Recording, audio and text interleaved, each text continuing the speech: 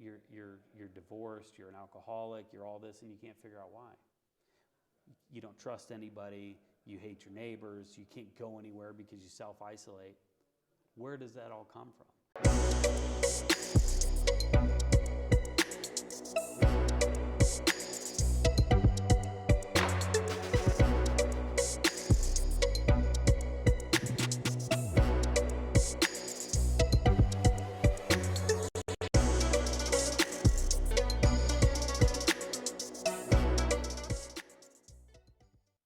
Hey everybody, welcome to the LEO First Podcast. This is your host, Michael Laidler, and I'm filming from Denver, Colorado with a special guest, William Young. Now, the cool part about my podcast, the LEO First Podcast, is that we talk to people from all types of background. Whenever I get a chance to talk to somebody that has a heavy background in corrections, it's always a treat because most of my guests tend to be police, sheriffs, chiefs, whoever that's usually not corrections. So these are good opportunities that I love to take. And William came up to Denver to visit with me and some of my people. And I was like, you know what? While you're up here, let's do one of these in-person podcasts versus a virtual one, which if you like my virtual ones, don't stop watching those. Right. I don't want you to stop watching those. But this gives that more interactive, like one-on-one feel for you all. Before I go any further, before I keep going on, let's get to our guests because you know me, I'll start rambling and it'll be 30 minutes to the show and we wouldn't talk to William at all. William Young, tell us who you are. Well, that's a loaded question, brother. I know, that's the goal. You know, I'm a Scorpio. I like long walks along the beach. I mean, you know, I guess my answer would be different today than if you asked me 19 years ago when I started my journey. I am a father, I'm a husband, but I'm also a correctional officer. Even though I've transitioned out of that role a little bit now, I'm the wellness coordinator for my facility. In my heart, I'm always a correctional officer. And my passion is become driven by helping people navigate this career. And so I guess that's who I'm becoming. Somebody who wants to help other people. I feel like I'm finally coming into my calling, something that I was created to do, and yeah. So that's my day job. I speak about corrections. I work with correctional officers to help them be okay, to get out of this career, and then. I don't know, on the weekends, sometimes I'm coach, sometimes I'm neighbor, sometimes I ride my skateboard up the street. I mean, whatever, you know. 19 years, that's almost 2 decades in corrections. How do you last that long? It's a marathon, not a sprint, right? So I'll tell you honestly how I've lasted this long is by the veterans that I've worked with. When I came into corrections, I was scared to death.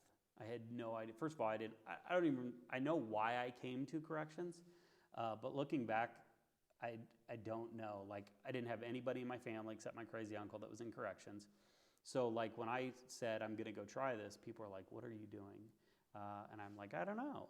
So it was, and that's what people talk about. They're like, oh, I had a supervisor that was this, and I don't have any of those.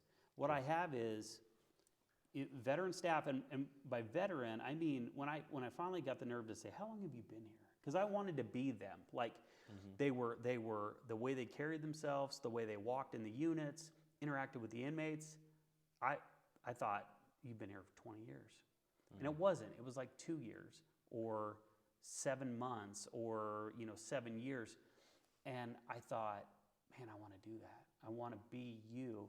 But they came to me and they said, look, if you need help, you call us and ask. Or if if you are having trouble with an individual, let me know and I'll tell you what to do. I can't run your unit for you, but I will tell you what to do. And to me, I feel it's a little bit different in corrections now. I feel like that isn't there as much as it was for me when I was coming up. But, and nobody at my work believes it. I'll write them little cards or I'll tell them thank you, I appreciate it. But it's honestly the reason that I'm sitting here today, the reason that I've made it this far is really nothing that I feel like I've done. It's people that have poured into me, that have given me pieces of themselves, advice, taking time on the phone, taking time in the hallway to tell me, you're going to be okay. We will get through this. We always win. You know, like just little tidbits. Like I remember I had a really bad, I was in the control room. We had a really bad officer assault, and it's because we made a mistake in the control room. And I was probably going to quit. Like I was, yeah, it's tough. I felt terrible. I would have rather been in the fight, getting my butt kicked, than sitting there listening to it, watching it.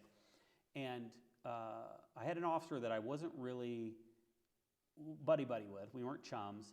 And he called me on my weekend, and he asked if I was okay. And I said, no, I'm not. Like, I don't even know if I can come back to work. You know, I feel terrible. And he basically told me that you can't control anything that happens there. Like, bad things are going to happen where we work, and all you can do is do the best that you can do. But even if you're the best correctional officer ever, there's still going to be fights, there's still going to be assaults, there's still going to be terrible things that happen, even if you're doing everything that you're supposed to do. And I mean, that was early in my career, and that pushed me past that. It took me a while to get over that feeling, me and that officer that was assaulted, we talked and all that, but you know, that understanding that you can do everything right in this profession and bad things can still happen, you know, took a little bit of pressure off me and made me feel like, okay, it's not all my fault. Like these men and women that were watching make their own decisions. And no matter how well we treat them or how, you know, strict we are on them, things are still going to happen. So that piece of advice really helped me get to where I am today. Yeah, and it's interesting once you realize you can't control everything. Right. It takes kind of that, like you said, that burden off your back, because so many of us in law enforcement were like, oh, I can't believe I let that happen. I remember one of my early calls, and I talked about a lot of my presentations, a baby dying. The baby was pretty much dead before I got there. Right. But for a long time, I blamed myself. Although I knew I couldn't do anything, in my mind, I was like, that was all Michael Laidler. There was nobody else that was at fault but me. So getting that advice early on from that other control officer, it made a difference. Now, you said something about senior mentorship and how it's not the same now as it was back then. Where does that come from? How do we get to where we're at right now with senior mentors? What do you think's changing? I think that we are, because we've been in the staffing crisis that we've been in for so long. I mean, there's not a lot of agencies that are like, hey, we're fully staffed and everybody's great. Not many, if any. I think that because we've been, so there's a couple contributors. The fact that we get no relief, the fact that we are in this environment for, 50, 60, 70 hours a week, some people even more than that. They can't see their family. Things are kind of spiraling out of control. Then plus all the trauma that is associated with. I think that people aren't doing it to be, to say, I don't want to mentor you. I don't think they have the emotional capacity anymore to do it.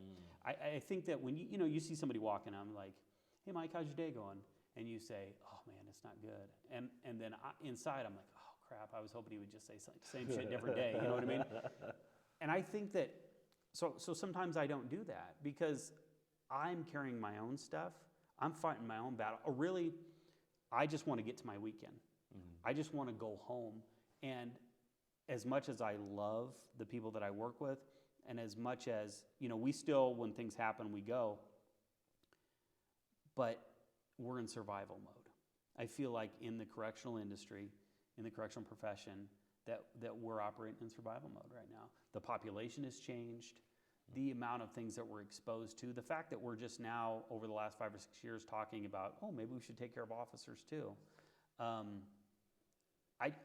always watch the old war movies, like Black Hawk Down's a really good movie where, the shooting's going on and people are ducking and running, except the old salty veteran guy who doesn't even have his helmet on. He's walking around, bullets are whizzing by him, and he's just like, what's going on? I feel like that's us. Like we've been shot at so much, we've had so much stuff go at us that we're just zombies, man. And so I can't pour into you because I don't have the emotional energy. And then on the flip side of that, the people that we've been bringing in don't stay. I mean, I think the majority of correctional places, when new people come in, the veteran staff are like, how many are going to make it out of this class? We're already waiting for them to quit. And so I don't want to spend the time getting to know you, mentoring you. It's really going to take months, maybe years for me to even trust that you can do your job, and then you're gone before that. And when that happens year after year after year, I just think people, they're like, I'm done. I'm done. So I feel like the brotherhood, the bond that was there when I came in, it's strained right now. And I think it's because people are hurting, and they didn't know they were hurting until recently. And then even though that they know now that, yeah, this place is crazy, and it does do things to us, and this may be the reason that I'm acting like that, they still can't go home yet. They're still in the middle of their deployment. They got 5 years left. They got 10 years left. Correct. I got staff that I'm like, hey, go see a therapist, or let me send you to this retreat. And they say, that's perfect. But I still got to come back to work.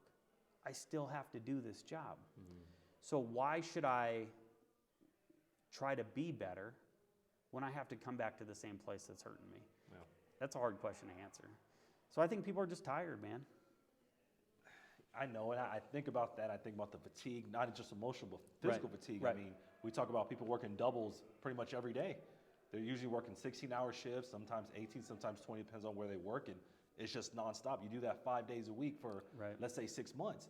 Who wouldn't be tired? Right. Like, I'm tired after 2 double shifts. Yep. Like, I see some of these amazing staff out there working 5 doubles in a row, and I'm just like, it doesn't surprise me that you are kind of like that mental zombie mode, because it's easy to fall that way. Now, recently, you transitioned to another position, which took you out of that role of working the pods or the housing units all the time. How was that journey to get there? And I say the journey because not everybody can transition from being a correctional officer to speaking on wellness and having that level of awareness. You created a position in your department. Correct. Because you saw that. Like, how did you get to that moment? So I had to have a breakdown. I had to realize that I was hurting and that I had been affected by the job. And I started my journey to see what was going on with me and could I help myself. And I did. And I wrote my book and... 2 books. Yes. Your 2 books. So your 2 books are? When Home Becomes a Housing Unit and then Nothing That Never Happened. But I wrote those, and then I began kind of traveling around and talking to people at other agencies and at conferences and things about this stuff. And I would have, directors and wardens and people from other facilities calling me and saying, how can we help our people? How can I be better for my people? And so I don't know why it took me so long, but I was sitting there and I'm like, I want to do this at home. Like, I'm going to here to do this, and all of my experiences, all my information come from my facility, right? And so I went to my director and I said, we need this, and this is what I've done. And they were aware of it. They're very supportive of me. They watch, the videos, and they text me, hey, I listen to your podcast. And, they know when I go speak. And they said, okay, write a job description and we'll see. never in a million years would I have thought that somebody would have that much faith in me that they would say, go for it. We want you to be the guy. And they did. And so I am able to take all of the knowledge and experiences that I've had and all the conversations I've had with people and all the different things I see all over and bring them to my house, to the people that I've fought with, to the people that I care the most about, to try to help them. So. Yeah, it's always interesting that sometimes it's harder to pitch information to home. Oh, it's impossible. You're not the only one. Trust Right. me, I've dealt with it. A lot of speakers I've dealt with, Right. like my friends now that are speakers, they're like, man, I can't get my see the bio, but if you came over, they'll listen to you right away. Right. We all go through like it's just sometimes I think we overthink the process. Sure. And we think that, oh, you know what, William's been here this whole time. He can't know what he's talking about. He's just Bill. Yeah, it's just I was in Boston and a guy come up to me and he goes, so you're the subject matter expert, huh? And I said, why do you say that? He goes, because you're from out of town. He goes, people from out of town are always the subject matter experts. And so I laughed, but it's right. And the thing is, it's frustrating for me only because I have something that I want to give back. Correct. You know, I don't want to do it because I say, hey, look at me. I want to do it because I genuinely want these people to make it out of here. And, but 19 years ago, I was a different person. Correct. You know, they've seen me lose my cool. They've seen me say, you know, I hate this place. You know, they see me say, you know, whatever. And now because I've matured, because I have a different outlook, you know, I'm not looking at it from the ground floor anymore. I've been able to back away. They're like, well, 5 years ago you weren't saying that. Well, right, because I was an idiot 5 years ago. Correct. You know, like this is not. We all evolve, right? And so it is rough. It is rough, and I guess what's so hard about it is, those are my family. Those are my people. And I want them to, I mean, it's great going out and meeting people. And you know, met a lot of people this weekend and they said, hey, I appreciate what you do. Correct. But when that comes from your people, from your house, from the people that wear the same uniform as you do, I mean, that means a ton. And that's why I do what I do for them, you know? So, yeah, I mean, it's okay. We're a rough bunch. Yeah. Corrections is a hard crowd, right? And I learned a long time ago, it's not, you know, I'm not going to get feedback. I'm not going to, you know, just go. So I'm never going to stop trying. I'm never going to stop, like, you know, when you talk about wellness and you're talking about building resources, you can't force people to take them. Absolutely You can't force not. people to come talk to you, That's right? correct. And so, but that's not my concern. My concern is I need to give you the best fighting chance. And maybe that's not talking to me, and that's fine. But here's all these different people that you could talk to. Then. Correct. You know, people, you know, I've had people in my facility, I'm not going to talk to anybody on this peer support list. Okay. Well, I know a guy in Ohio. I can have you call him. You know, what's the excuse now? You know, or I have a guy in California. Do you want to talk to him? He doesn't know you. You don't know him, but you're both correctional officers. Just, can we do that? But we're such a tough bunch. And it does get to me a little bit, but I feel like that I've been called to do this. And so I'm gonna keep doing it no matter what. But that's part of your impact, because first, sometimes you have to go out to get internal buy-in. Right. I felt that myself over the last couple of years. Sometimes you have to show your value outside. So I'm sure your main place of employment was watching, and they were like, man, if he's doing that everywhere else, creating a good impact, he could probably do that here. So for people that are thinking about speaking, or people that think about impacting, if you feel deterred in the beginning, don't. Right. Don't, because it just might be that, oh, that's just Bill, that's just Michael. Right. And then you start doing it in other places, and I can contest, and I know you can contest now too. You do it enough for long enough, people are like, you know what? I'm missing something. Right. If Bill's out here doing all of this, all these places are saying, bring him in, talk, I want his book. Is it just a me thing now? Or am I really just holding on to it? Right. So the fact that you knew to keep persevering, obviously that's the important side. And obviously we work in corrections. Right. You know, anybody that works in corrections knows how tough it is. And sometimes we're our own worst enemy when it comes to growth, whether it's personal, professional, whatever, because we talk ourselves out of things that are so easy to get. Like you mentioned, the guy with peer support. I don't want to talk to anybody on this list. Well, what about a guy over here? You can't keep making excuses. Right. Just tell me if you don't want to do it. Right. Don't try to deflect and make it seem like it's them when it's just Right. if you're not ready, that's fine. You don't have to do it, but when you are, I'm here, and I have a lot of resources to give you. Right. So that's good that you have that. Now, bringing it all together, if people were looking to find you and they were trying to reach out and say, you know what, Bill, we want you to come, speak at our institution, speak at our prison, speak at our agency, because your message can relate to all law enforcement. We talked about staffing earlier. Right. Everybody suffers in staffing. Everybody has a hard time. Right. Obviously, you're closest to corrections, but I think anybody that deals with stress Right. can resonate with your message in many ways. If anybody's looking for you, what are all the different ways they can find you? So I have a YouTube channel, Just Corrections. Which is very good. Thank you. You're really good at that. Thank you. I appreciate that. Yeah, it's Just Corrections with William Young. I'm on Facebook, Instagram. It's all just Corrections. My email is justcorrections@gmail.com. And sometimes people ask me, well, why? What's Just Corrections? And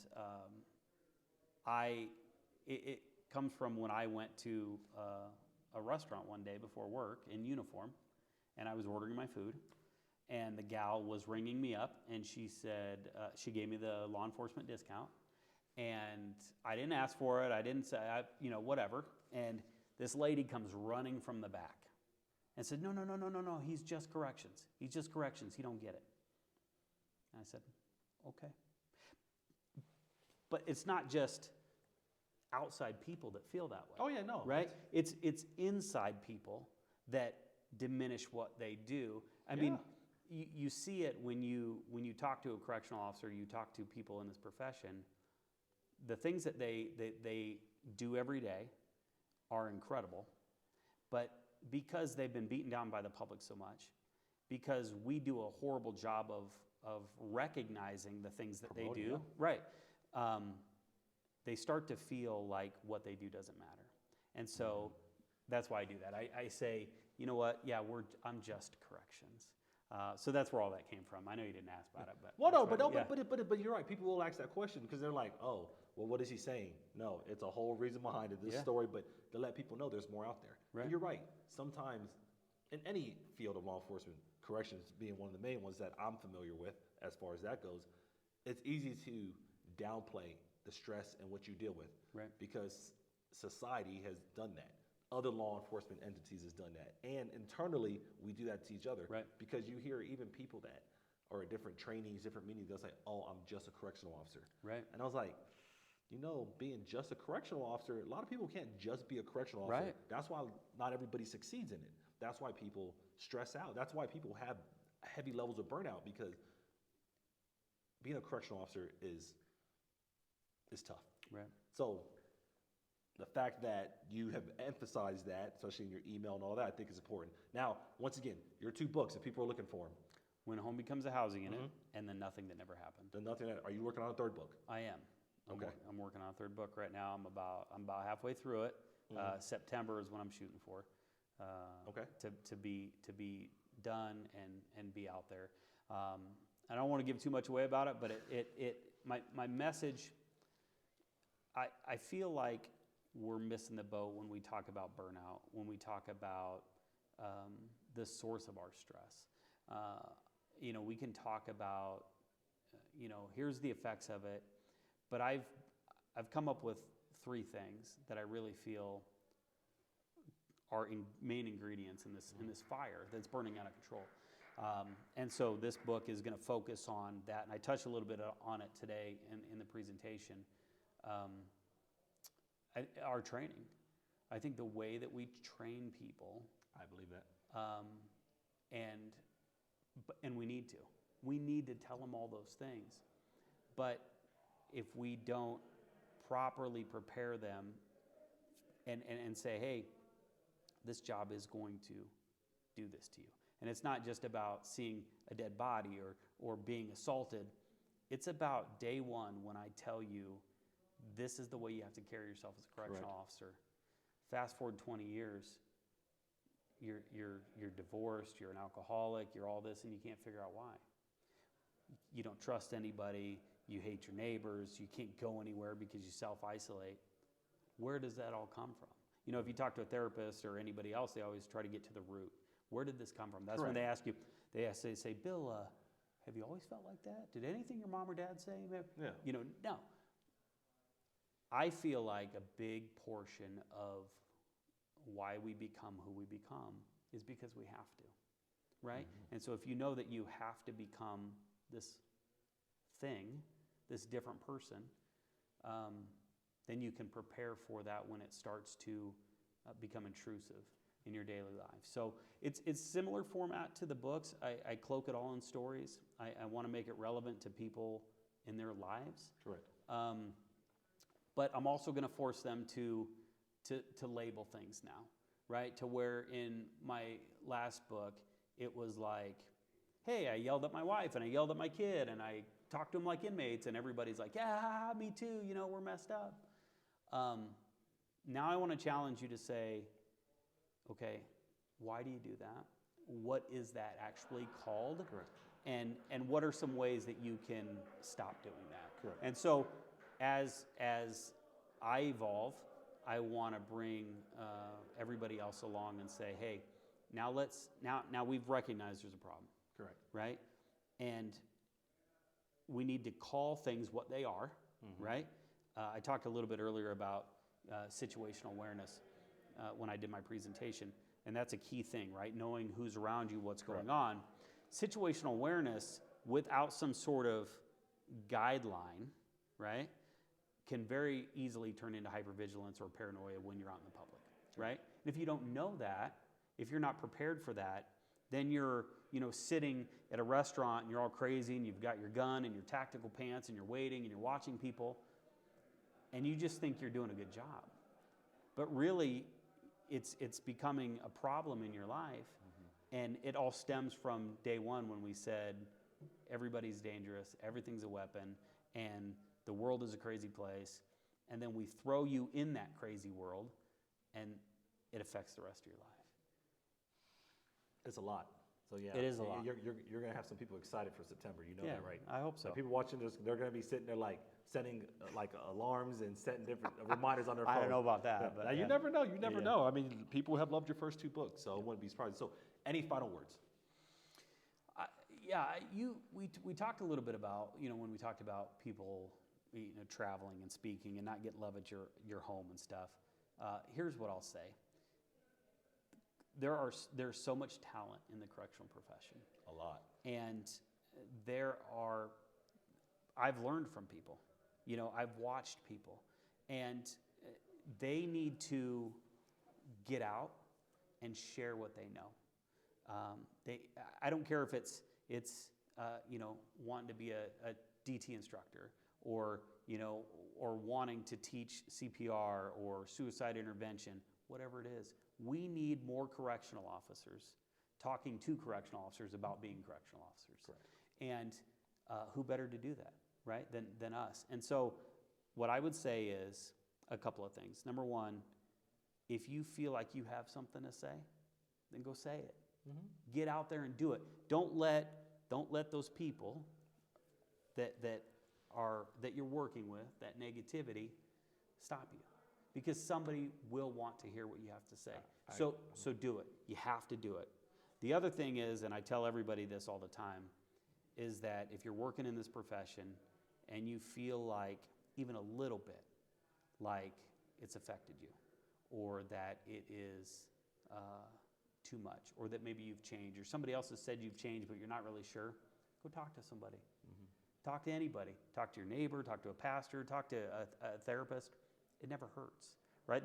You're going to go and they say, oh, no, dude, you're fine, and then you go back to work. We need help to get through this profession. And there's nothing, absolutely nothing wrong with, and thankfully it's changing, right? There's still stigma. Of course, a big yeah. stigma. But how much of that stigma is self-imposed, Mm-hmm. right?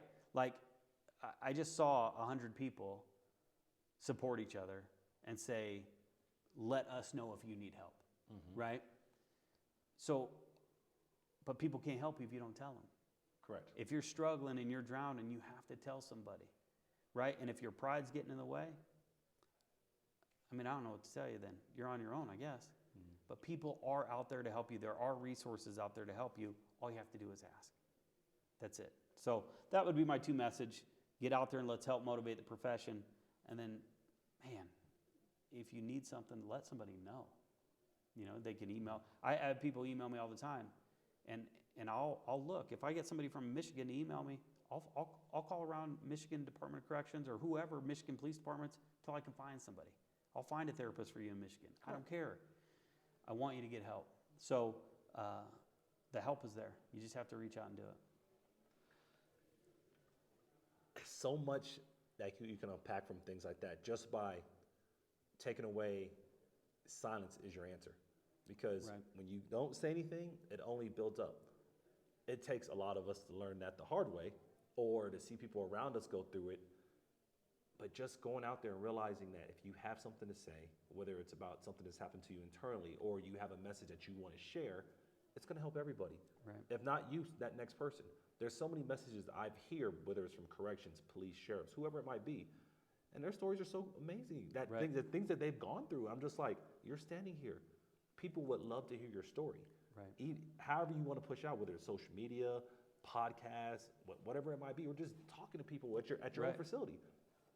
But people want that vulnerability, and I think in 2024 going forward, it's going to be a lot easier to accomplish than people realize. I agree. They think that nobody wants to hear it, Right. and everybody wants to hear it. Right. You see it all the time. You hear an emotional story, everybody's hugging that person. And then you think, oh, I didn't think they were going to say that or do Right. that. Because everybody's gone through it. Right. Everybody's gone through bad shifts. Mhm. Everybody has seen bad days, whether Yep. it's at work or at home. And sometimes them just hearing your story is enough to push them over Right. that hump. Right. And so for me, I'm at a point in my career and in my life where I don't really care. Like I'll tell people what's happened to me. I'll tell Yeah. people how I'm feeling because I don't care. I want to be there when my daughter gets married. Mm-hmm. I'm not going to let my pride or what you think about me stop me from getting myself right. And so people need to understand that that's what we're talking about here. Like those people that are judging or those people that you think are going to look down on you, who cares? And they probably won't really. That's No, the, no, yeah, absolutely. They They're, won't. they're They probably won't. like, oh, thank goodness he said something. Yeah, they're busted up too, but you have to take care of yourself, and because nobody else is going to be there for you. I mean, you know, if I'm trying to be tough for you, what's going to happen if I die of a heart attack? You going to show my kid how to throw a baseball? I mean, like, I want to do that. Correct. So, no, you're right, man, and it is very. I have a lot of hope for, and I think it's because the new generation of correctional officers are so young, and they come up with, the conversation of depression and anxiety and suicide and all of that, and so it's not an unusual topic for them like it was for us, right? We were told to just shut up and go to work. You'll figure it out. Right. Yeah. And but it's not like that anymore, and I'm happy. I'm very thankful for that. Yeah, and I am too, and that's why we have podcasts Right. like this. Right. That's why we have people speaking out more, because we've noticed that the stigma is shifting. Yeah. So, folks, if you're looking for William Young, he does have 2 books out. Go to Just Corrections, whether it's YouTube, his email, social media. I don't know what his favorite social media is besides YouTube. I do a lot on Facebook. I don't know how to do Instagram yet, but I'm learning. But whatever it is, guys, get with him. If you're looking for that speaker that's very heavy into corrections that we don't get a lot, he's your guy. Because I think it's extremely important for us to be able to relate. And as I progress through my career, I'm not at that correctional officer level anymore. But we need people speaking at that level all the time, because it's important to get them on the platform to make that relatable story. My story from years ago may not be relatable as the one that just happened last week. Right. but that one from last week is probably the one that can save a life. Not saying mine won't, but it's just how we think. No, we you're think right. like, oh, this happened to this person 30 years ago. How do they know? It was still a bad time 30 years ago, but Right. a couple of weeks or a day ago, that's a whole other story. Right. So, folks, make sure you reach out to William Young. Make sure you follow him, like him, do whatever you can. But trust me, ever since I saw his stuff on LinkedIn and I started looking at YouTube, I said, man, I can't wait to get him on a podcast and get him out here Right. so we can do some work. Right. So, thank you guys. Appreciate it. Did you have anything else before we? Yeah, before we go, I want to give you this coin as a token of my appreciation for everything that you do, for all the support you've given me, and just for everything that you do. You're a hell of a guy, man. And on the front is just my logo, but on the back is kind of my mantra for corrections, and it says, "What happens to one of us happens to all of us."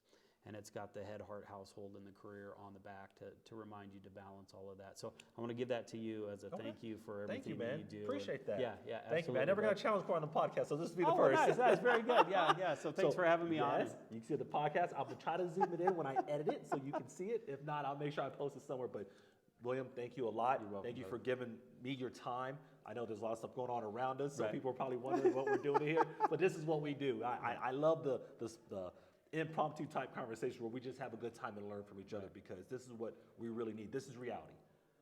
Once again, if you guys are looking for them, Just Corrections, all the social media platforms. If not, you know where to find me. But make sure that at the end of the day, you're here for a reason. And that reason is not just to build you, but build those around you as well. Thank you. You guys have a great day.